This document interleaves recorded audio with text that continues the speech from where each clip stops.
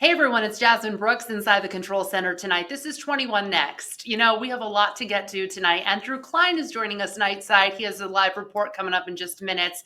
Hey Andrew, we're going to get to you in just a second. I know you've been working hard on this Good Friday, so I can't wait to talk to you about that. But we're actually going to kick things off with the Lebanon murder-suicide. It happened around 4 o'clock this morning, and we have a lot to unpack. But this is the scene, if you're familiar with Lebanon. It happened around 4 a.m., gunshots along South 9th Street. So the Lebanon County DA is investigating what she calls a murder-suicide, and it was 62-year-old Dwayne Ulmer shot through his neighbor's window. The victim, whose identity has not been released, was taken to a hospital but later died. Now, we know a lot so far about Ulmer. In fact, neighbors tell us that he was angry and constantly complaining. But furthermore, we know Ulmer's landlord reportedly filed to evict him based on threats to neighbors that he had made, and the property owner also allegedly refusing to pay rent. So as of right now, this investigation is very much still going. But Pierre Hess-Graf, obviously the district attorney in Lebanon County, says that Ulmer was scheduled to be evicted today. And police say there were no signs of packing in his apartment. And then what he did again is the 62-year-old shot through his neighbor's window. The neighbor ultimately died. So you're probably wondering, well, how did Ulmer die? He took his own life after allegedly setting his apartment on fire. So after the shooting, he lit his apartment on fire and then took his own life. We had just reported not too long ago about a situation where there was a murder-suicide and then a fire as well by the person who was holding the gun. In this situation, it's a different relationship, but again, another murder-suicide involving a fire at the end.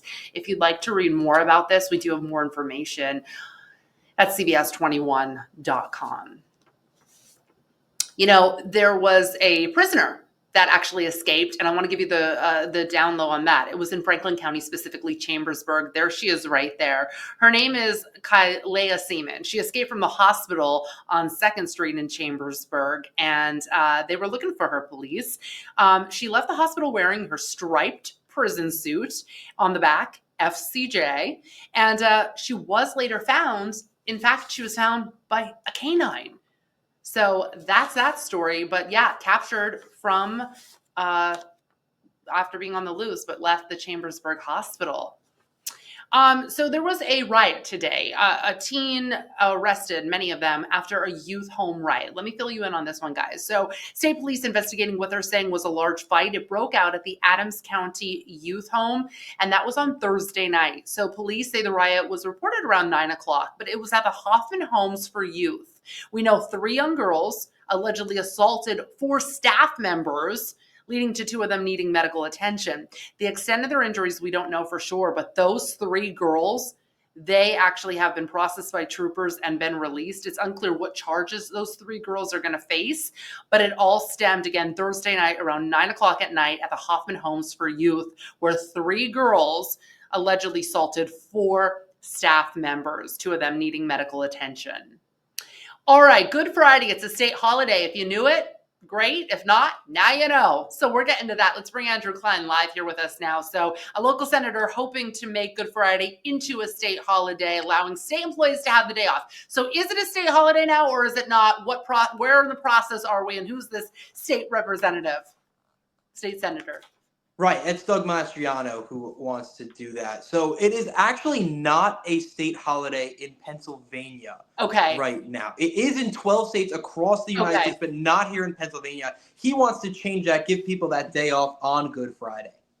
Yeah. Okay. So it is in other states. So why does he believe that Pennsylvania is the next state to make Good Friday a state holiday?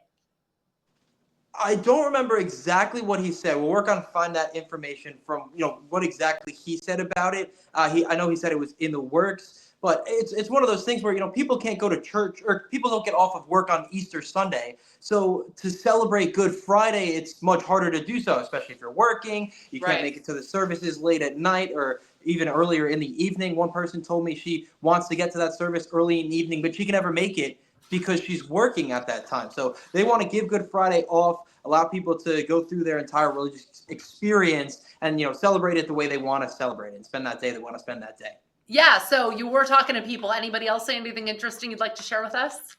Yeah, a couple of people noted some different things. One person I spoke to mentioned travel Yeah. would just allow people a little bit extra time to travel to where they're going on Sunday. It could be a big day for traffic on Easter Sunday, so that could restrict travel. But just in general, they spoke about how important the holiday was from a religious perspective and Yeah. how special of a day Good Friday was compared to many other days. One woman said she compares it as she says it's the second most important religious day of the year behind Christmas in the religious standpoint. So people want that day off to celebrate the holiday. I asked people what would they do if they got a day off from work if this is changed and it's recognized as a state holiday. A lot of them said they're going to spend it with their family. They're going to spend it going to church and celebrating the way they want to celebrate a religious holiday like that. Okay, well, Doug Mastriano was on Face of the State. He will be this Sunday morning with Joel D. Smith. So if you want to check out more of his interview, please do that. As for Andrew Klein, I'll let you go, but we'll see you at 10 and 11 on CBS 21. All right, let's bring in Tom Russell. Hey, Tom, what's going on with the weather? Everybody's looking forward to the weekend here. No, it's so frustrating. It's been so ugly. It's been wet and damp, and we're just kind of socked into this whole thing. I did think we'd see some heavier rain today. We were fairly light, but it was just persistent. Let's show you what the weekend looks like. So tonight, some more showers, breezy, and 40 degrees. It continues again tomorrow. The showers around. We don't get out of the 40s, but the good news is we break out of this on Sunday. So we'll finally start to dry out early tomorrow night. But by Sunday, we'll start cloudy, some afternoon sunshine, and look how much warmer we are as we get in the upper 50s, right around 60. And it looks warm as we start next week. So we just got to get through tomorrow. And then, Jasmine, things will improve. Sunday, of course, Palm Sunday. So a lot of folks headed off to church. And the good news is it will not be raining this week.